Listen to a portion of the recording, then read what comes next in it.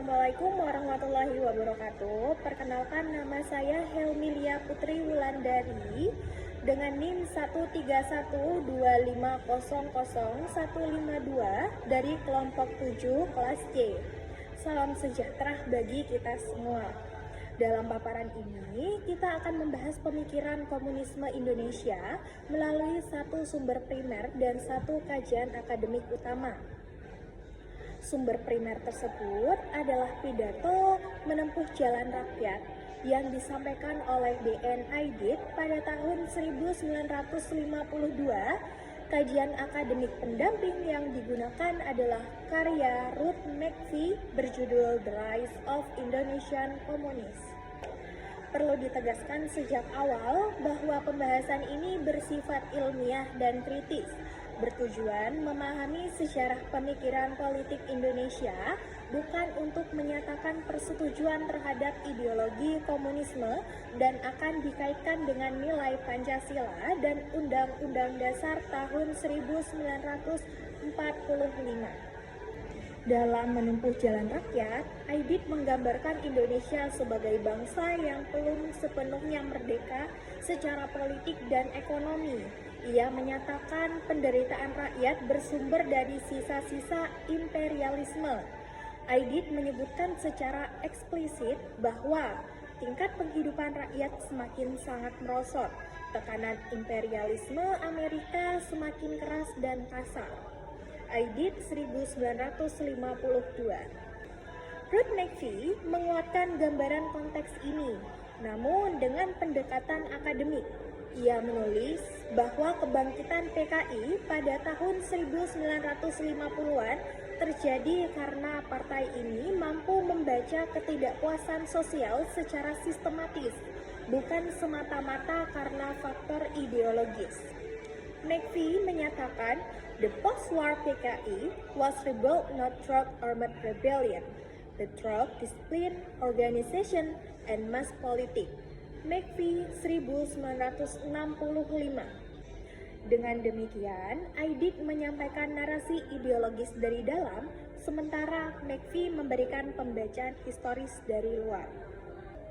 Aidit dengan tegas menyatakan bahwa PKI adalah satu-satunya partai kelas buruh dan tani yang sejati. Dalam pidatonya, ia mengatakan bahwa PKI adalah satu-satunya partai kelas buruh yang sejati di Indonesia. Klaim ini berfungsi sebagai legitimasi ideologi dan politik. Namun, McVie mengingatkan bahwa klaim eksklusif semacam ini memiliki implikasi serius terhadap demokrasi. McVie menulis, by presenting itself as the sole authentic representative of the people, the PKI implicitly denied the legitimacy of political pluralism. McVie 1965. Disinilah perbedaan mendasar muncul antara klaim ideologis dan evaluasi akademik. Inti pidato dari menempuh jalan rakyat adalah konsep demokrasi rakyat. Aidit menolak demokrasi liberal dan menyatakan bahwa demokrasi sejati hanya dapat diwujudkan bila rakyat bekerja memegang kekuasaan. Aidit menyatakan sistem demokrasi yang dikehendaki PKI ialah demokrasi bagi rakyat dan diktator terhadap musuh rakyat. Konsep ini kemudian dirumuskan sebagai diktator demokrasi rakyat. McVie menilai bahwa konsep ini meskipun diklaim demokratis, membuka ruang pembatasan oposisi. Ia menulis, the concept of people's democracy tended to justify the restriction of political opposition in the name of revolutionary necessity. Secara akademik, inilah titik kritis dari demokrasi komunisme. Aidit menekankan pentingnya Front Persatuan Nasional. Ia menyatakan bahwa PKI siap bekerja sama dengan berbagai golongan demi melawan imperialisme. Namun, McVie mencatat bahwa kerjasama ini bukanlah hubungan yang sepenuhnya setara. Ia menyebutkan unit from politics functioned as a tactical instrument rather than an abdomen of party leadership. yang artinya Front Persatuan bersifat strategis dan tetap berada di bawah kerangka ideologis PKI.